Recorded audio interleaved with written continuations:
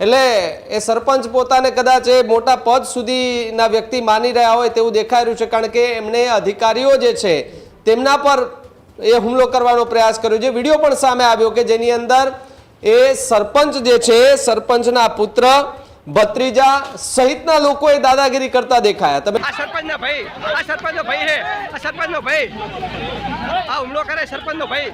સાંતલપુર લોદરા ગામના સરપંચ પુત્ર અને ભત્રીજાની દાદાગીરી સામે આવી। પોલીસની હાજરીમાં ઇજનેરને માર મારવામાં આવ્યો। અધિકારીએ ધમકી અને દબાણ ન કર્યાના પણ આરોપ લગાવ્યો। તમારા પૂજ્ય પિતાશ્રી એ સરપંચ છે તો પછી ગમે તે કરશો, તમે ગેરકાયદેસર પાણીનું કનેક્શન લઈ આવશો। હજુ સુધી તમે અમારી ચેનલને સબસ્ક્રાઇબ નથી કરી તો અત્યારે જ ન્યૂઝરૂમ ગુજરાતને સબસ્ક્રાઇબ કરો, ફેસબુક અને ઇન્સ્ટાગ્રામ પર ફોલો કરો।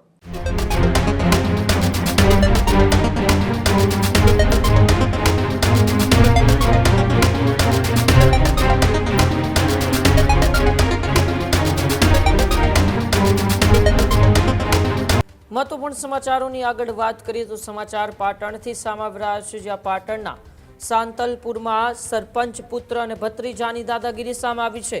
સાંતલપુર લોદરા ગામના સરપંચ પુત્ર અને ભત્રીજાની દાદાગીરી સામે આવી।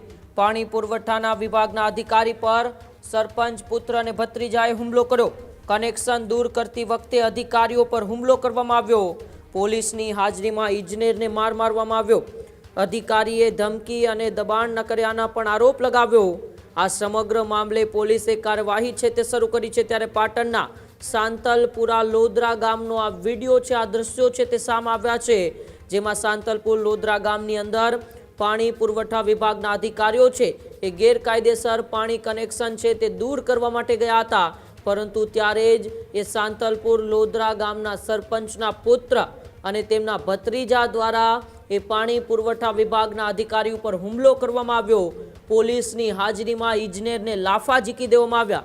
સાથે સાથે અધિકારીએ ધમકી અને દબાણ કર્યાનો પણ આરોપ લગાવ્યો છે। આ સમગ્ર મામલે પોલીસે હાલ કાર્યવાહી શરૂ કરી છે, પરંતુ આ દ્રશ્યો છે એ ક્યાંક ને ક્યાંક સત્તાના એ નશામાં આવું કર્યું હોય એવા લાગી રહ્યા છે, કારણ કે તમારા પૂજ્ય પિતાશ્રી એ સરપંચ છે તો પછી ગમે તે કરશો, તમે ગેરકાયદેસર પાણીનું કનેક્શન લઈ આવશો અને ગેરકાયદેસર પાણીનું કનેક્શન હટાવવા જ્યારે અધિકારીઓ આવે ત્યારે તે અધિકારીઓને પણ તમે એ માર મારશો, એટલે કે તમારી મનમાની ચલાવશો। આવા અનેક સવાલો આ દ્રશ્યો પરથી ઉઠી રહ્યા છે। ત્યારે વધુ માહિતી માટે ન્યૂઝરૂમથી ભાવિક જોડાયેલા છે। ભાવિક, શું છે વધુ વિગત? પાટણના આ લોદરા ગામનો આ વિડીયો છે જેમાં સરપંચના પુત્રની અને તેમના ભત્રીજાની ખુલ્લેઆમ દાદાગીરી સામે આવી છે। બિલકુલથી જ ઉમંગ, તો જે રીતે આપણે આ દ્રશ્યો દેખાઈ રહ્યા છે સ્ક્રીન પર કે જેની અંદર જે પાણી પુરવઠા વિભાગના જે અધિકારીઓ છે તે ગેરકાયદેસર પાણીનું જે કનેક્શન હતા તે કાપવા માટે ગયા, પરંતુ એ સરપંચ પોતાને કંઈક એવી તોપ સમજી રહ્યા છે કે ભાઈ હું કંઈક છું અને હું અહીંયા કંઈ પણ કરી શકું, હું અહીંયા દારૂ તો ગેરકાયદેસર ગમે અહીંયા ખડકી શકું, કારણ કે હું તો સરપંચ છું। એટલે એ સરપંચ પોતાને કદાચ એ મોટા પદ સુધીના વ્યક્તિ માની રહ્યા હોય તેવું દેખાઈ રહ્યું છે, કારણ કે એમણે અધિકારીઓ જે છે તેમના પર એ હુમલો કરવાનો પ્રયાસ કર્યો છે। વિડીયો પણ સામે આવ્યો કે જેની અંદર એ સરપંચ જે છે, સરપંચના પુત્ર, ભત્રીજા સહિતના લોકોએ દાદાગીરી કરતા દેખાયા। તમે જુઓ એ દ્રશ્યો તમને દેખાઈ રહ્યા હશે કે જ્યાં સાંતલપુરના જે લોદરા ગામ છે ત્યાં આગળ એ પાણી પુરવઠા વિભાગના અધિકારીઓ જ્યારે પહોંચે છે, પહેલાં તો શાંતિથી વાત કરવામાં આવે છે, પહેલાં ચકાસણી કરવામાં આવે છે, એ માપસાઈ લઈને પછી કહેવામાં આવે છે કે ભાઈ જે પાણીનું કનેક્શન છે એ અમારા દ્વારા તો કરવામાં નથી આવેલું, પરંતુ અહીંયા આ ગેરકાયદેસર હોય તેવું જણાઈ આવેલ છે। જે બાદ તપાસ કરતાં ખરેખર એ પાણીની જે લાઈન હતી એ આખું બાંધકામ જે કરવામાં આવ્યું હતું લાઈનનું તે બધું જ ગેરકાયદેસર હતું, એટલે કે ત્યાં અનલીગલી રીતે બધું કરેલું હતું। જેવી એ સરપંચને જાણ કરવામાં આવે છે અને પાણી પુરવઠા વિભાગના અધિકારીઓ ત્યાં પહોંચે છે અને બધું જ ત્યાંથી જેસીબી લઈને કાઢવાનો પ્રયાસ કરે છે, તે દરમિયાન સરપંચના પુત્ર અને સરપંચના ભત્રીજાને લોકો આવી અધિકારીઓને જેમ પાવે તેમ તેમના ઉપર દાદાગીરી કરવા લાગે છે, જેમ તેમ શબ્દો બોલવા લાગે છે, એમના પર હાથ ચાલાકી પણ કરે છે। તમને એ પેલા દ્રશ્યો બતાવવા છે કે જેની અંદર આખી ઘટનાને લઈને કયા પ્રકારની બબાલ થઈ હતી, જ્યારે જેસીબી લઈને જે અધિકારીઓ ત્યાં પહોંચ્યા હતા ત્યારે કયા પ્રકારની બબાલ થઈ હતી, પહેલા વિડીયો જોઈએ આપણે। પાણી પુરવઠા બોર્ડની લોદરાથી બોરુડા જતી લાઇનમાં ગેરકાયદેસર કનેક્શન કપાવતા સરપંચશ્રીના ભાઈ અને એમના કુટુંબવાળા બધા ભાઈઓએ ભેગા થઈને ધરતી હોટલ પાસે જે લોકો હતા તેમના દ્વારા કચેરીના મદદનીશ ઇજનેર ક્લાસ 2 અધિકારીને મારવામાં આવ્યો છે. પોલીસ પ્રોટેક્શન તેમજ બધું હતું છતાંય ધરતી હોટલ પાસે લોધરા બોરુડા ગામની વચ્ચે આ ભાઈ સાહેબ ઉપર હુમલો કરે છે. આ ભાઈ આ સરપંચનો ભાઈ છે. આ સરપંચનો ભાઈ આ હુમલો કરે. સરપંચનો ભાઈ લોધરા સરપંચનો ભાઈ હુમલો કરે છે. આ સાહેબ ઉપર હુમલો કરે છે. લોધરા સરપંચનો ભાઈ છે. આ સરપંચનો છોકરો આ બધા હુમલો કરે છે.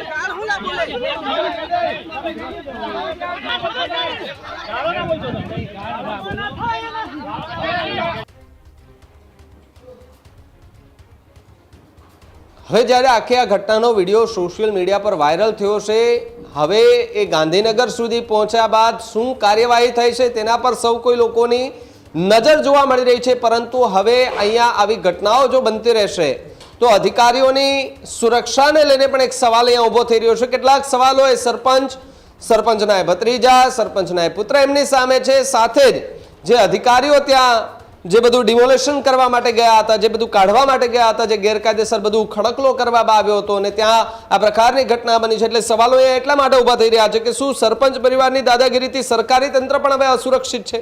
સવાલ અહીંયા ગંભીર ઊભો થઈ રહ્યો છે. અને સૌથી મોટી વાત, પોલીસની હાજરીમાં અધિકારીઓને મારવામાં આવે છે.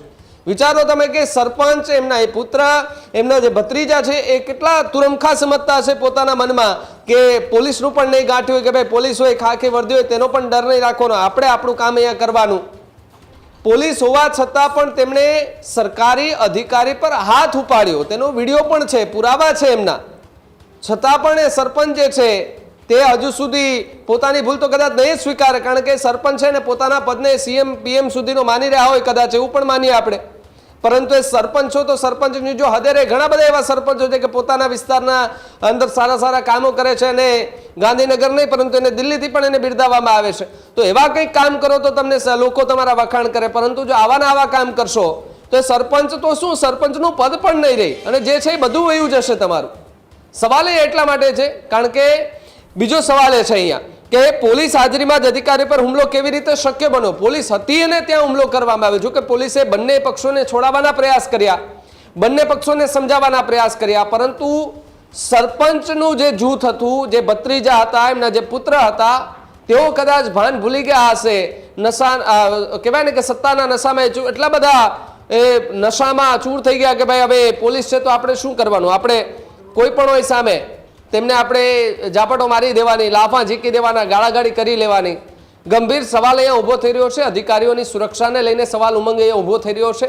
અને જે આખી ઘટના બની છે તેને લઈને હવે શું આગળ કાર્યવાહી કરવામાં આવે છે, ગાંધીનગરથી શું પગલાં ભરવામાં આવે છે, આવનારો સમય આવશે ત્યારે ખબર પડશે. પરંતુ જે ગેરકાયદેસર છે, ગેરકાયદેસર જ છે, એમને ત્યાંથી હટાવવું એ પણ અધિકારીઓની જવાબદારી છે ને એ જ જવાબદારી પૂર્ણ કરવા માટે અધિકારીઓ ત્યાં ગયા હતા.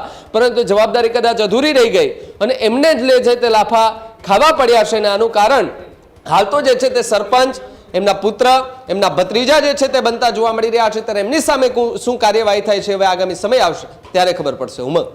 જી બિલકુલ, આભાર ભાવિક અમારી સાથે જોડાવા બદલ ને માહિતી લીધી. હજુ સુધી તમે અમારી ચેનલને સબસ્ક્રાઇબ નથી કરી તો અત્યારે જ ન્યૂઝરૂમ ગુજરાતને સબસ્ક્રાઇબ કરો, ફેસબુક અને ઇન્સ્ટાગ્રામ પર ફોલો કરો.